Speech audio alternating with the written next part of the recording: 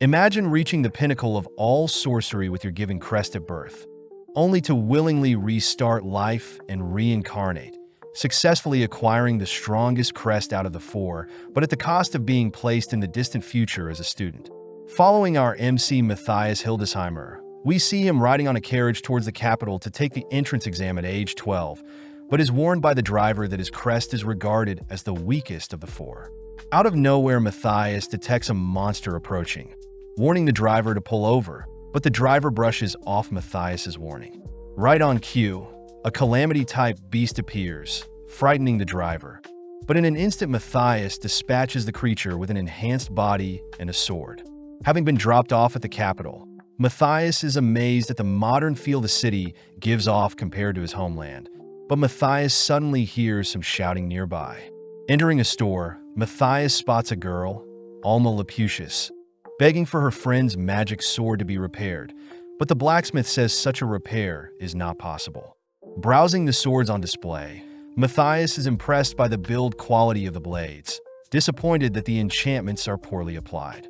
As Alma continues to beg the blacksmith for any alternatives, she says she's looked everywhere for a long sword that can be light enough to swing around with one hand. With the blacksmith turning down Alma's request once more, Matthias speaks up, offering to help out. The blacksmith asks Matthias to not show off, pointing out that Matthias's crest of failure will do him no good with enchantments. But Alma feels something strange from Matthias, choosing to purchase a sword for one magistone. As the two sit down, they formally introduce themselves, with Alma mentioning how she ran away from home to avoid being married off by her family. Alma chooses to call Matthias Maddie, revealing that the sword she needs is for her friend from her hometown, leaning in close only to fluster Matthias, seeing her so energetic. At that moment, Lurie Aventrad appears, dazzling Matthias as he stiffens up, but surprisingly Lurie also becomes flustered, laying eyes on Matthias. Breaking the tension, the blacksmith returns with a newly forged sword, borrowing a magistone only to begin his enchantment. Seeing as the sword needs to be light and sturdy, Matthias gets to work casting several spells on the sword, surprising everyone when they hear Matthias has finished in mere seconds without chanting anything. Skeptical, Lurie asks to test out the sword, but having accidentally glided the blade along their table, the gang noticed the blade had split the table into two. The blacksmith confirms that Matthias didn't use any trickery to swap out the swords, asking if Matthias wants to be an enchanter, but having refused the offer, we cut to the beginning of the entrance exam. Starting with the practical skills, the instructors state that the exam will consist of swordsmanship and casting, but following Matthias, we see him chatting with Lurie only to spot Alma sad she found the tactics portion of the exam hard. With Lurie tested first, she easily parries the examiner's blade, terrifying them when they see their sword had been severed, ultimately passing Lurie. Next up, Matthias is called, standing before the captain of the Knights, Guile, who states he'll pass Matthias if he wins their duel, having found out that Matthias was the one that enchanted Lurie's blade. With the duel starting, Matthias spots Guile enter a strange stance, insulted as Guile is looking down on him. Choosing to prove him otherwise, Matthias dashes towards Guile, swiftly casting a spell as he manages to parry Guile's lethal slash. With Guile impressed, Matthias and Guile exchange several more strikes, but as Matthias casts several more spells on his blade, Matthias ends up disarming Guile, forcing Guile to admit defeat. Moving on to the casting exam, Lurie is once again asked to go first, instructed to strike down 5 targets with a fire arrow. Taking a deep breath, Lurie activates her Crest of Glory, easily casting simultaneous fire arrows, but Matthias wonders why Lurie is using incanted casting. Matthias states that incanted casting has terrible conversions from input to output, plus casters are vulnerable when chanting. Matthias also notes that the Crest of Glory is highly compatible with incanted casting, whereas his Crest of Failure has limited range for spells. Next up, Matthias is asked to attack the same 5 targets, but asks if he could choose any spell as long as he destroys the target. Pitying Matthias's Crest of Failure, the examiner allows any spell, prompting Matthias to begin conjuring a devastating spell. Without a word uttered, Matthias manages to destroy the targets along with the training area, blowing everyone away. Officially passing, Matthias suits up for the opening ceremony, meeting up with Luri and Alma, only for Matthias to become speechless seeing Luri's outfit. As the opening ceremony starts, Headmaster Edward states he could care less about lineage or Crest strength like their rival sister academy, and instead states that at his academy, they evaluate students based on their skills. Having kept the speech short and sweet, Edward asks to speak with Matthias privately, freaking Matthias out as he fears he'll get expelled for destroying the school during his exam. Easing Matthias, Edward states he was impressed to learn about Matthias's feats during the entrance exam, curious as to how Matthias got so strong. Edward promises to not pry into Matthias's life, but in exchange asks for Matthias's help. Edward states that wordless casting is a lost style, revealing that Matthias himself may be the last ever person to have perfected such a technique. But when Matthias offers to teach others, Edward states that their rival sister academy is preventing such a thing. Apparently, the sister academy is known as the First Royal Academy, a school dictated by nobles, and due to their influence, Edward's Second Royal Academy must follow the First Academy's rules. Matthias wonders what's so special about First Academy, handed a book filled with research into incanted spells that the First Academy published, but Edward does mention that they can shed light on wordless casting if their school does well in the next inter-school competition. Edward personally asks Matthias to help educate his students, a request Matthias is happy to fulfill, immediately heading out as Matthias holds his first class on wordless casting. Giving a demonstration, Matthias enhances his body, leaping into the air only to blow away several targets. But this makes his fellow students accuse Matthias of being some sort of demon. Luckily, the teachers vouch for Matthias, showing off their own wordless cast combined with a sword, convincing the students to give it a go. Working into the evening, Matthias is happy to see Alma and Luri are slowly getting the hang of things, but notices Luri needs to take a break seeing as her mana is drained. Luri points out the other students are learning quickly, wondering why wordless casting had been lost for so long, something Matthias questions as well. Changing topics, Matthias asks Luri to place her hand out, choosing to share some of his magic with Luri, only to successfully teach all of his fellow students wordless casting in the coming days.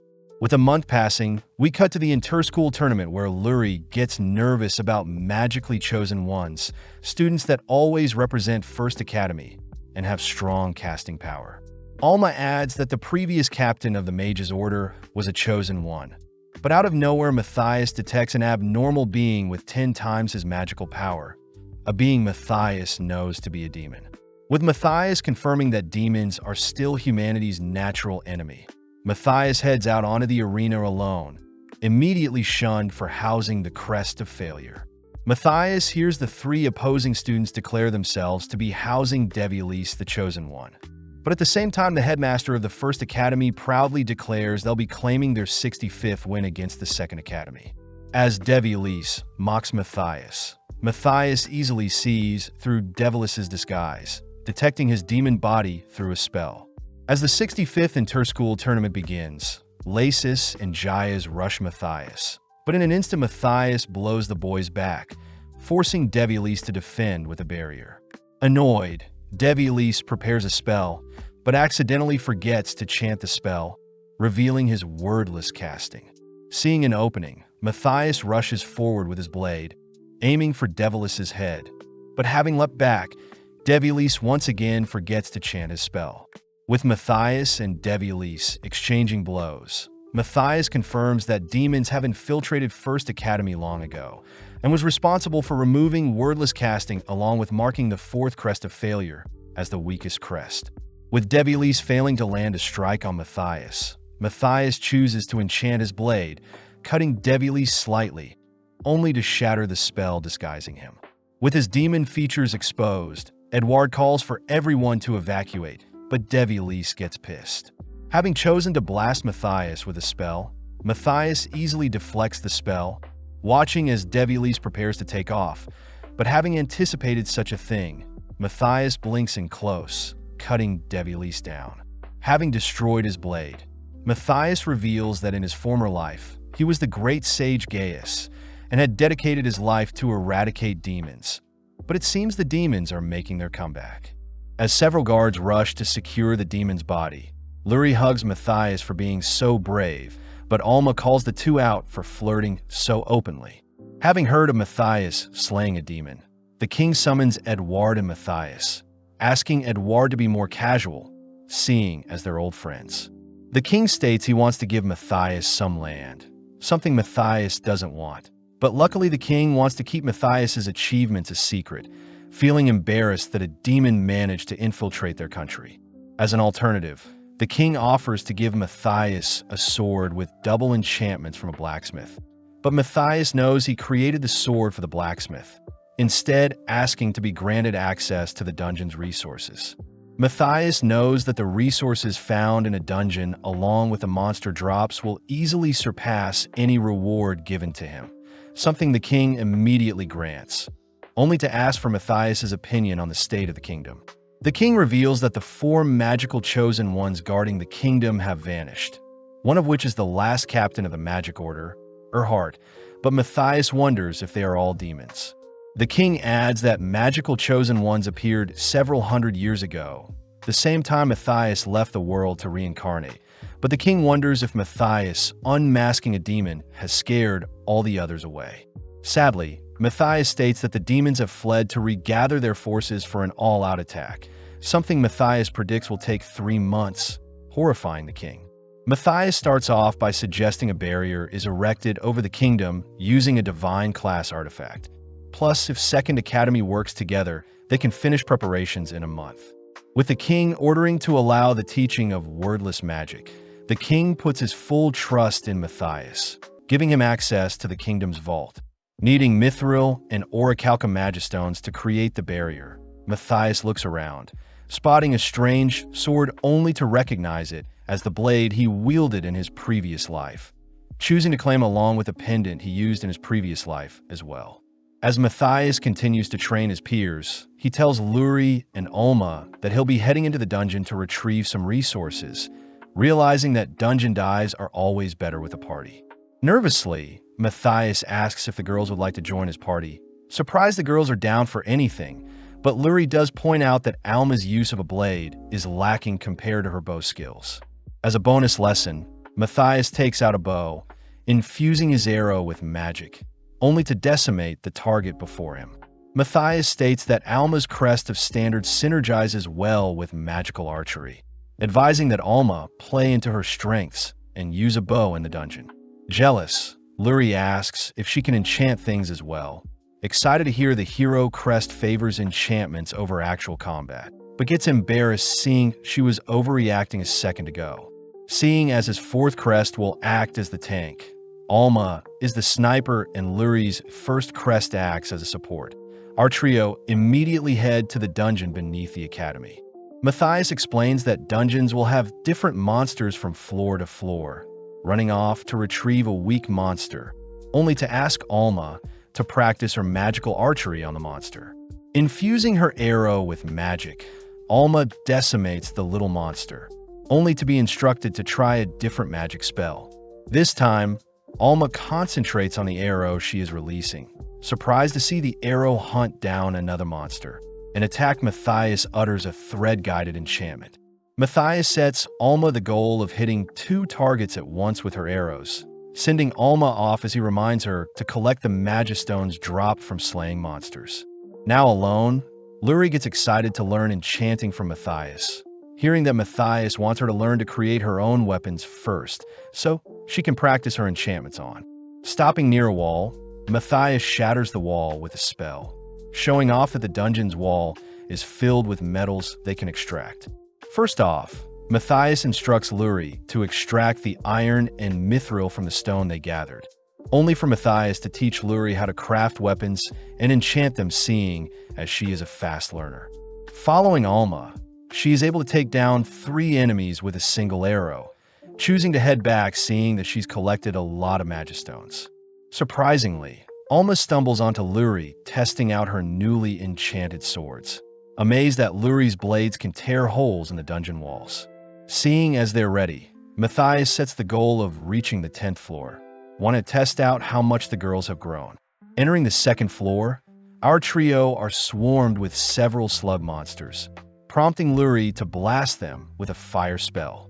When Luri's spell doesn't work, Alma simply skewers them with her tracking arrows. Both working together, Alma continues firing away at their enemies, all whilst Luri restocks Alma's arrows. Having purposely worn his pendant in the dungeon, Matthias reveals that the pendant equally shares the experience point gathered, but just then a killer dog appears. Seeing the dog disappear, Matthias wonders if he should help the girls out, but seeing Luri erect a firewall to stall the dog, Alma manages to land successive blows to pin down and slay the beast. Matthias is amazed at the girls' teamwork, suggesting that they set up camp to rest, only to infuse a Magistone with his mana to project a barrier for the girls. As for Matthias himself, he tells the girls he'll be heading to the deeper floors to gather some adamantite, curious as to how strong his new body is. When the girls hear that Matthias is heading to floor 25, they remind Matthias that even the 30-man party, under the protection of the mighty mage Gaius, only ever reached floor 33. Regardless, Matthias begins to descend, choosing to skip past the weaker monsters to conserve his magic, managing to stock up on some rock-infused adamantite. Before Matthias can leave, he detects the aura of the floor boss nearby, rushing towards the boss lair as he finally gets to have some fun. Encountering various monsters, Matthias easily wipes out the swarm, scanning the area only to suddenly dodge a projectile, laying eyes on an arc serpent. Seeing the creature dive towards him, Matthias has no choice but to evade, noting the serpent's venom as he must finish off the boss before the toxic fumes affect him. Getting pumped, Matthias watches the boss charge once more, choosing to cut off one of the serpent's scales, only to allow himself to get eaten. Inside the belly of the beast, Matthias unleashes an explosion spell to break free, following up by triple enchanting his blade only to run it along the exterior of the serpent. Seeing the serpent still standing, Matthias shatters a Magistone before the serpent's eyes, gathering the particles into his blade only to decapitate the monster with a single slash. As the dungeon quakes from Matthias's attack, we see two demons, Arias and Erhard, skeptical of who could have caused such a tremor. Returning to the girls, Matthias apologizes for scaring them, revealing that he had slain a massive monster only to unveil the head of the serpent he just slayed. Heading to a guild, our trio receive dirty stares, learning from the receptionist that Second Academy students have been completing monster hunts recently. Seeing Matthias's weakest crest, the receptionist mistakes Matthias to be a porter. But when Matthias unveils the serpent head he's come to sell, the receptionist turns white. Having only heard of storage spells, the receptionist shyly asks what else Matthias would like to sell, watching as Matthias takes out a massive Magistone, an item that could be classified as a national treasure. With the receptionist trading 750 gold for all the loot, Matthias agrees to split the cash 250 each, suddenly asking the girls to return to the academy with him. As the girls also detect a strange aura nearby, we cut to two demons, Lord Ashrill and D-Shrill, floating above the kingdom, both curious as to who the child that defeated Devilis is. Matthias utters that one of the demons is quite weak, whereas the other is stronger than a devil. Matthias asks for the girls to distract the weaker one whilst he takes on the stronger one, something the girls agree to, not wanting Matthias to shoulder all the burden. Back with the demons, they state that they'll begin casting a spell from above, but in an instant Matthias appears in front of D-Shrill, attempting to sever his head but has his sword parried. Leaping back, Matthias reminds himself to be careful around demons, asked if he was the one who slayed Devilis. Seeing Ashrill prepare a fire spell, Matthias leaps to avoid the spell, choosing to use up half of his mana in order to cast some control spheres. Having taken over Ashrill's fire spell, Matthias tries burning the demons to no avail, mentioning how his sphere can't block physical attacks. At that moment, D-Shrill is struck by one of Alma's enchanted arrows, temporarily disrupting the demon's magic control and slowing them down. With D-Shrill sent to deal with the girls, Ashrill focuses on Matthias, beginning to chant a monstrous spell. Matthias admits that his control sphere won't be able to deal with such a massive spell, instead choosing to cancel the incantation by firing a small projectile at the spell's weak point, shocking Ashril. Leaping forward, Matthias manages to slash Ashril, but Ashril simply regenerates angrily, equipping a blade of his own. Charging at Matthias, Ashril wonders why his blade isn't reaching Matthias, watching as Matthias dances circles around the demon only to land a slash from behind. Seeing Ashril flying away, Matthias uses his control spheres to disable Ashril's flight spell, following up by landing another strike. Going on the offense, Matthias prepares to cut Ashril down, only to realize Ashril had lured him in with a concealed cast he had prepared. Forced to sacrifice his control spheres, Matthias trades blows with Ashril, watching as Ashril prepares to take flight once more only to reveal his trump card. Having trapped Ashril in an occlusion orb, Matthias uses Ashril's own mana against him, clipping Ashril out of the sky and sending him plummeting to the town below. Before Matthias can approach Ashril, Matthias quickly seals away Ashril's final spell, knowing that Ashril was ready to give his life to summon a horde of monsters. Back with the girls, Alma is seen firing enchanted tracking arrows to weaken D-Shrill, only to retreat to stall for time, allowing Matthias to pick up where the girls left off. When D-Shrill refuses to believe that Matthias single-handedly took out Ashril, Matthias casts a light spell, tricking D-Shrill into believing Matthias can cast the instant-kill demon spell. Scared, D-Shrill flies off, prompting Matthias to order Alma to fire an arrow, enchanting it with his own magic to ensure the arrow severs one of D-Shrill's wings. Following up, Matthias dispatches D-Shrill as well, drawing the attention of onlookers that wonder who our trio are.